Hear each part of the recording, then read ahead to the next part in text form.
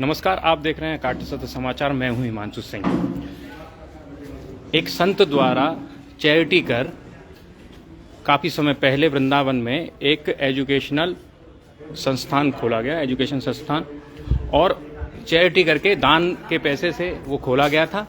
और उसका मेन उद्देश्य ये था कि वृंदावन और आसपास ब्रज क्षेत्र के छात्रों को एक सुलभ और सस्ती शिक्षा मुहैया कराई जाए। लेकिन जब यही संस्थान आज कुछ ऐसे लोगों के हाथ में पहुंच गया जो कि अपने फायदे के लिए इसका व्यवसायीकरण करने से नहीं चूके। ये तो सब चल ही रहा था, दरपदर ये चैरिटी संस्थान चैरिटी से व्यवसायिक होता चला जा रहा था और आए दिन इसमें कुछ न कुछ ऐसी गतिविधियां होती रहीं जो कि एक संत की उद्देश्य को दूषित कर रही थी।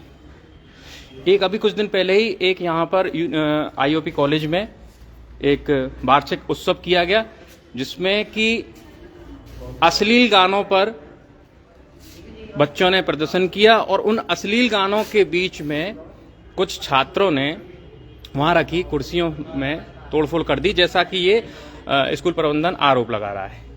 तो मात्र 7 कुर्सियां जो थी पुरानी वो टूटी, लेकिन लगभग 700 बच्चों पर एक 100 रुपये प्रति छात्र के रूप में जुर्माना लगा दिया गया। ये गतिविधि हुई यहाँ आईओपी कॉलेज में, और आईओपी के जो प्रिंसिपल हैं वो कह रहे हैं कमेटी ने इसका निर्धारण किया था। जब हमने पूछा उनसे कि आपने कोई इसके लिए बैठक बुलाई थी या कोई नोटिस जारी किया था, तो ओरली हुआ था। तब हमने कहा कि आप ओरली, जैसा कि कोई भी शिक्षण संस्थान इस तरीके का जुर्माना नहीं लगा सकता है कानूनन, तब हमने उनसे कहा तो उन्होंने कहा कि हम जल्दी ही एक नोटिस जारी करेंगे जिसमें अब फीस नहीं ली जाएगी। ये 100 रुपये जो ली जा रही है, दंड लिया जा रहा है, ये नहीं लिया जाएगा और जिनका लिया है उनका वापस कर दिया जाएगा। एक शर्त और लगाई गई थी यहाँ पर कि यहाँ अभी पेपर चल रहे हैं और परीक्षा एग्जाम के जो प्रवेश पत्र होते हैं वो उन्हीं छात्रों को दिए जाएंगे जो कि 100 रुपये पर छात्र यहाँ जमा करेगा पेनल्टी के रूप में। जांच से ये पता चला है कि यहाँ पर जो अकाउंट था 100 रुपये पर छात्र, जिसमें QR कोड के माध्यम से ये पैसे लिए जा रहे थे, वो भी यहाँ के एक कर्मचारी का अकाउंट था, जबकि प्रिंसिपल ने हमसे ये कहा था कि संस्था के अकाउंट में वो पैसा लिया जा रहा है, इसलिए एकदम से हम वापस नहीं कर सकते हैं, उसकी प्रोसेस अलग है। संस्था की अकाउंट में लिया गया पैसा एकदम से वापस नहीं किया जा सकता। तो हमने उनसे कहा था कि एक आप नोटिस जारी कर दीजिए और अब आगे किसी छात्र से ना लिया जाए। लेकिन विगत शनिवार की ये बात है और तब से लेकर अब तक लगातार छात्रों से एडमिट कार्ड देने के एवज में उनसे 100 रुपये लिए जाते रहे।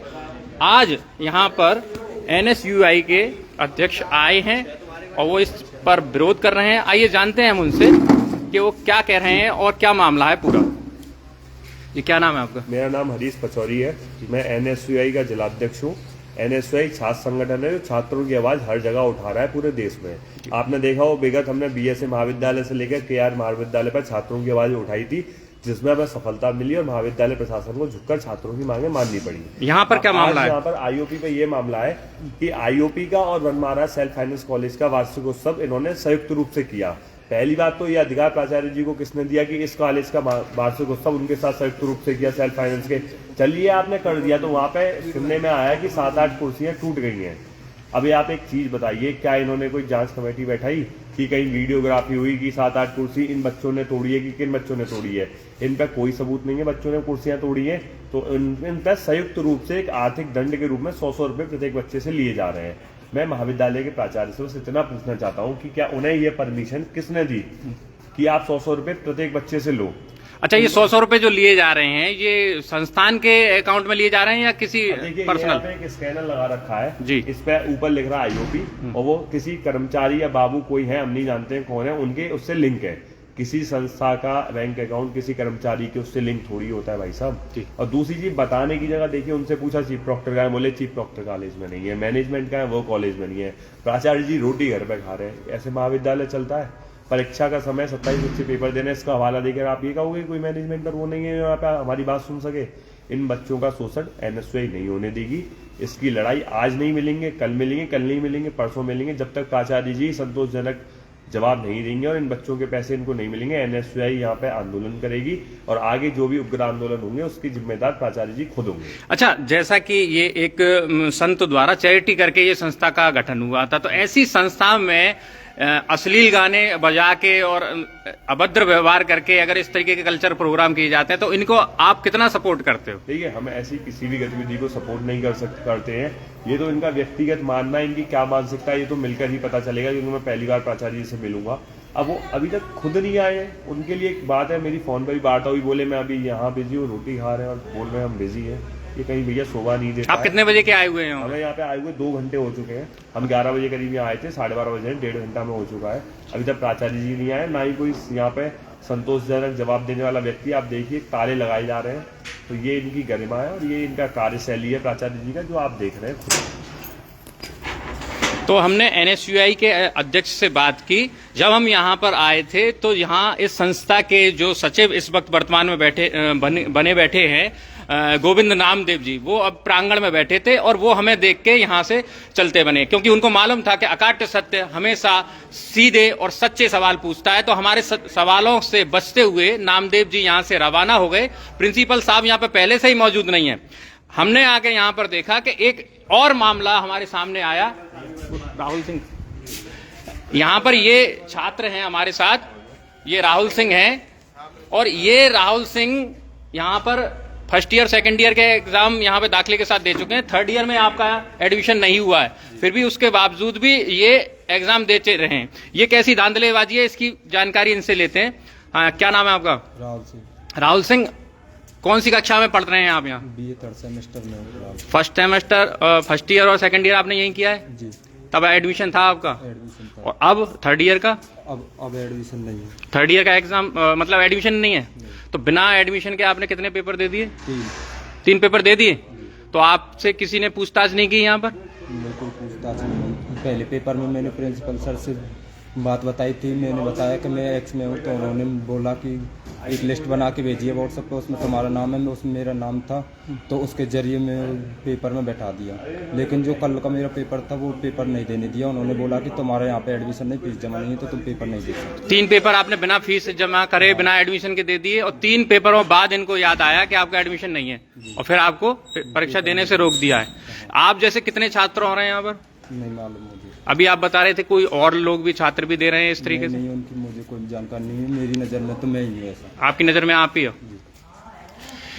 जैसा कि ये छात्र और अन्य छात्रों ने भी ये भी मुझे बताया कि इन जैसे कई और छात्र भी हैं, लेकिन ये डर से नहीं बता पा रहे हैं। कोई दिक्कत नहीं है, लेकिन एक देख सकते हैं आप कि संस्था किस तरीके से काम कर रही है। यहाँ पर बिना एडमिशन के बंदा 3 पेपर दे देता है और तब जाके संस्था को पता चलती है कि इसका तो एडमिशन ही नहीं है। इस तरीके से अगर कोई असामाजिक तत्व या कोई और व्यक्ति आकर यहाँ पर एग्जाम दे जाए तो कोई पता नहीं चलेगा, चाहे भले ही वो इस माध्यम से कोई भी घटना को अंजाम दे दे। तो यहाँ का जो प्रशासन तंत्र है, पता नहीं कैसे लोगों के हाथ में है कि यहाँ पर मनमानी चल रही है। एक संत की जो संस्था है, ये आईओपी, जो एक संत ने चैरिटी के साथ ये संस्था खोली थी, इस उद्देश्य के साथ खोली थी कि वृंदावन और ब्रज के छात्रों को एक सुलभ और सस्ती शिक्षा मुहैया कराई जाएगी। लेकिन यहाँ जब से ये कुछ ऐसे लोगों के हाथ में आ गई ये संस्था, जिन्होंने अपने स्वार्थ के लिए एक शिक्षण संस्थान को व्यावसायिक संस्थान बना के रख दिया और इसके में प्राइवेट स्कूल खुल गए, हाईटेक लग्जरी स्कूल खुल गए इसमें, और इन लग्जरी स्कूलों के साथ साथ ये आईओपी में भी एक मनमानी ढंग से कार्य होने लगा। हम ये इस लाइव के माध्यम से सूबे के मुखिया योगी आदित्यनाथ जी से ये गुजारिश करेंगे कि बन महाराज का जो प्रकरण है वो तो न्यायालय में चल ही रहा है, साथ ही साथ इस प्रकरण पर भी ध्यान दें कि जब न्यायालय के अलावा कोई संस्थान, कोई प्राइवेट संस्थान कोई ऐसा अर्थदंड नहीं लगा सकता है, तो यहाँ पर आईओपी कॉलेज के प्रिंसिपल और मैनेजमेंट ने किस बिहाफ पे छात्रों पर 100 रुपए प्रति छात्र के हिसाब से जुर्माना लगाया और उस प्रोग्राम की रिकॉर्डिंग क्यों नहीं की गई और क्यों दोषी छात्रों को छोड़ने के पूरे छात्रों पर 700 छात्रों पर वो जुर्माना लगा दिया गया और उनको ब्लैकमेल करके प्रवेश पत्र देने के एवज में उनसे 100 रुपए ले लिए गए। दूसरा, यहाँ पर एक छात्र बिना एडमिशन के 3-3 एग्जाम दे देता है और किसी को भनक भी नहीं लगती है। तो ये मैनेजमेंट क्या कर रहा है, क्या नहीं कर रहा है, इसकी भी जानकारी हो, इस पे भी जांच हो। बीएसए महोदय जांच करें या जिस अधिकारी, जिस सक्षम अधिकारी के अंतर्गत ये कॉलेज, ये संस्था आ रही है, वो सक्षम अधिकारी इसका संज्ञान लेकर इस पर